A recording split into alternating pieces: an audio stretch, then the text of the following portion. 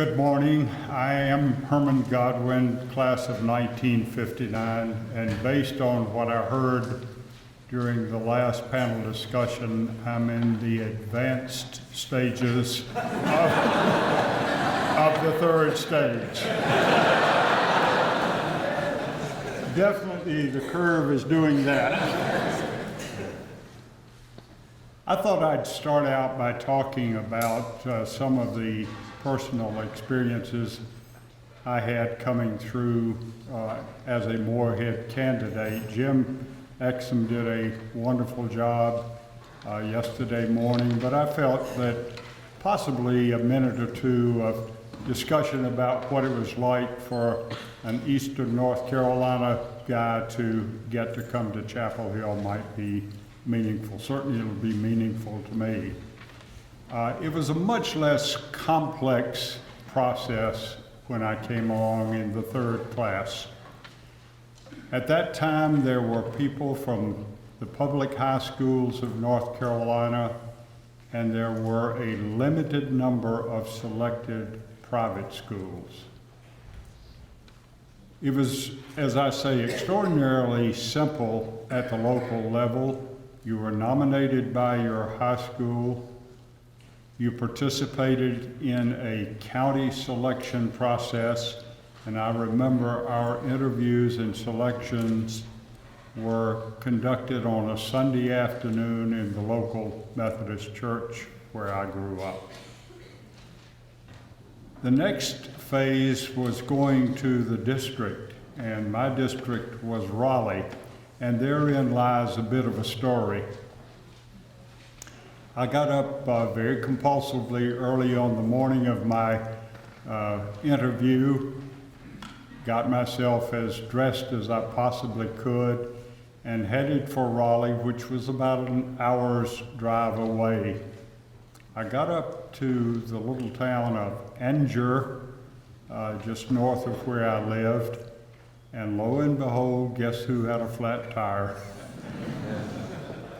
I must admit that was a bit of an unnerving experience, but I was in a never land, so the only option was to be resourceful, get out, change the tire, and go on to Raleigh, which I did. And I arrived in Raleigh in time for the interview, but I really was a mess, so I had to freshen up a bit. And certainly I had to gain control of my jangled nerves. The Raleigh interview went obviously better than I had anticipated because I got to go to Chapel Hill. And at that time, once again, it was a relatively straightforward, simple process. Shortly after the first of the year, you came to Chapel Hill, and by the way, that was the first time that I got to stay at the Carolina Inn, which was a marvelous experience. We met with the Central Committee and then with the Foundation Committee, and shortly thereafter were informed of either success or lack of success. I believe Jim said that he had 10 persons in his particular class. By the third year, it had been bumped up to approximately 20. So there were roughly 20 Morehead scholars in 1955 who then went forward. Just a brief testimonial.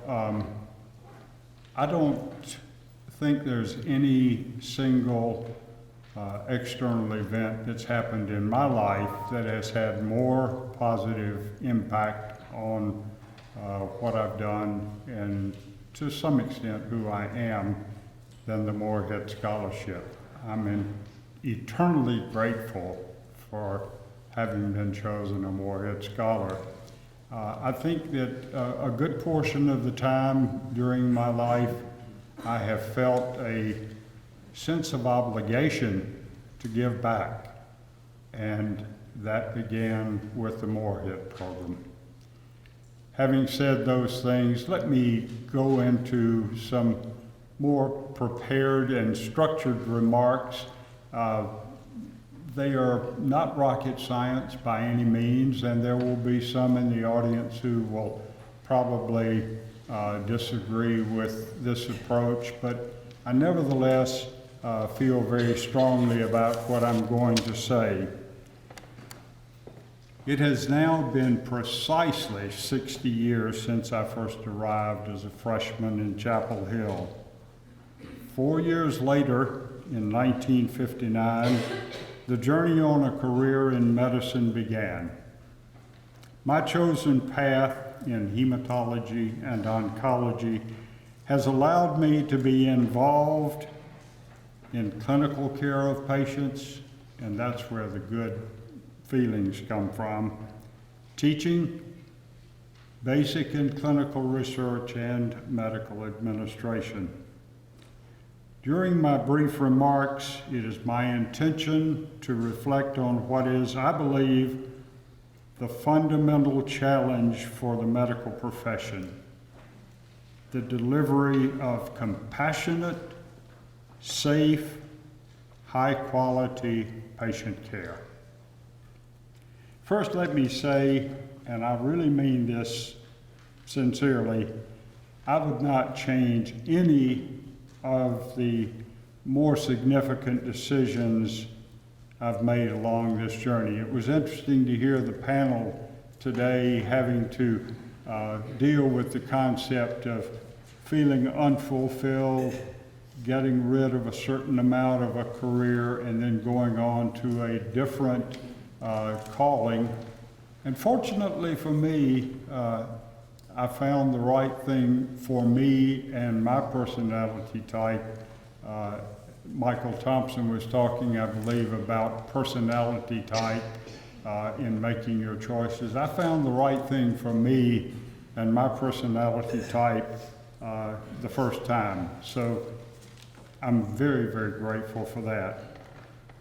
Secondly, it has been deeply rewarding both to observe and to participate in the dramatic changes in medicine and in medical care. For example, we've seen devastating diseases such as atherosclerotic vascular disease, cancer, and HIV respond to efforts devoted and directed toward prevention and to increasingly more successful treatments. We've heard others talk about the remarkable results of the Human Genome Project, and I would remind you that a graduate Morehead scholar headed up that program. I believe that's accurate. I did try to check it out before I said that, but a graduate Morehead scholar has been the driving force behind the Human Genome Project, and currently, I believe, is director of the National Institutes of Health in Bethesda. This particular project and its successful conclusion has opened the doors to a future of increased precision in diagnosis and treatment. Everybody here has, in one way or another, talked about the information technology and its applications in various ways. But in healthcare, we've literally seen an explosion resulting in enormous increases in medical communication with instantaneous access and rapid transfer of information. The medical internet has become a major source of information for both patients and healthcare professionals. Much greater emphasis is now being placed on safety and quality of patient care, and there is the recognition that we're making steady progress in the acceptance that volume of medical care must be replaced by increased value and better outcomes of the provided care.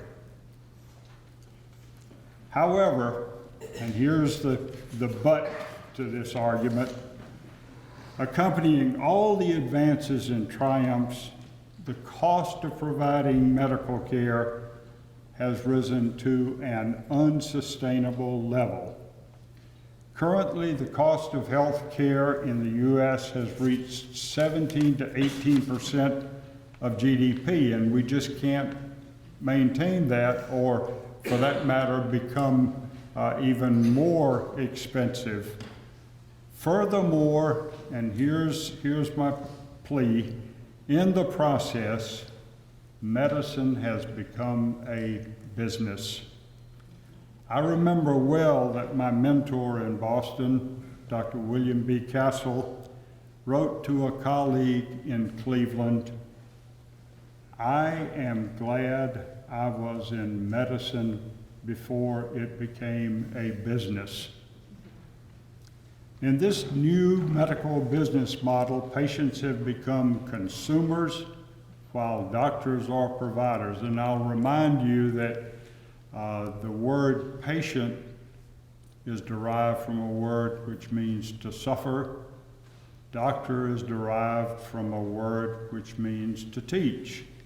And I am not really sure that consumers and providers are necessarily alternate definitions. Clearly, the patient-doctor relationship has been compromised, and the previously deeply valued opportunity to get to know a patient by performing a thorough history and physical examination has withered and in many cases died.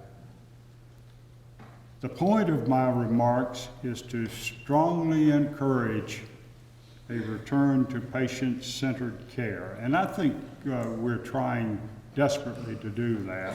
There are many efforts being made to go back to more patient-centric care. Dr. Lewis Thomas, who was a remarkable physician who wrote the Lives of the Cell and Notes on a Biology Observer, had observed prior to his death that, quote, "Medicine is no longer the laying on of hands. It is more like the reading of signals from machines." It is my contention that it is crucial for a physician to have a meaningful relationship with his patient. He's got to be able to listen. He's got to be able to touch. He's got to be able to examine. There is such a basic need for effective interaction and communication, since a substantial portion of the healing process depends upon it. This is recently illustrated by a study that pointed out that cancer patients who have a compassionate, caring, interactive physician experience on average better outcomes. Soft science, but nevertheless suggestive, and certainly makes the point that I'm trying to push. Finally, in a landmark paper written by the legendary Harvard physician Francis Well Peabody and published in the Journal of the American Medical Association in 1927, Dr. Peabody discussed in detail what he termed the care of the patient. This paper, by the way, has been reproduced. It's a landmark paper, as I said, and utilized in many, many training programs around the country over the years since 1927. Peabody concluded, quote, "The secret of the care of the patient is in caring for the patient." As the medical profession looks to a future dominated by a business model, I feel quite passionately that it will be vitally important to remember that the patient remains the central focus for concern. As has been stated rather eloquently by others, at the core, healthcare has just one mission: caring for patients. Thank you.